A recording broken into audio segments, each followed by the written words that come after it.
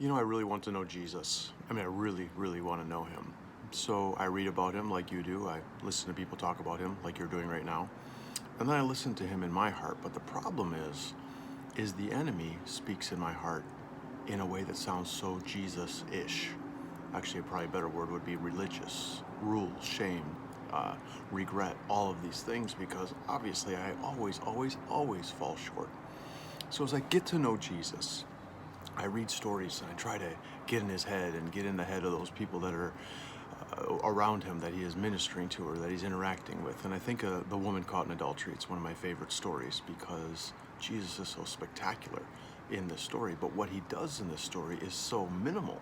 I mean, it's massively effective and impactful, but it really is so minimal. His words in particular are so minimal. At the end, he says, "So isn't there anybody left to judge you?" "No, Lord." He says, "Then go and sin no more."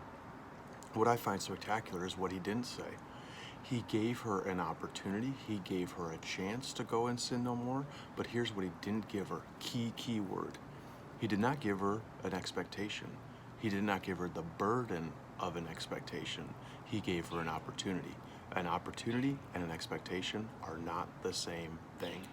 When I look at the nature of Jesus, he never shames us for our mistakes. He told the woman at the well all of her failed relationships, but not to shame her.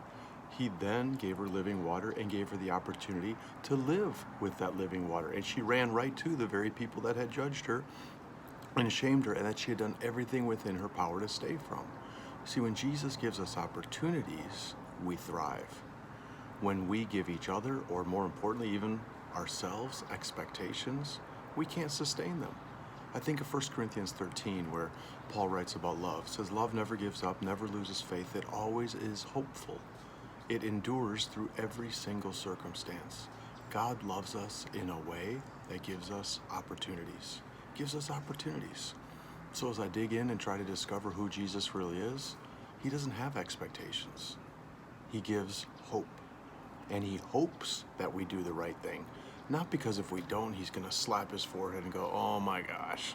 Oh, to the woman caught in adultery. Here we go. Got to keep the dudes from throwing stones again." No.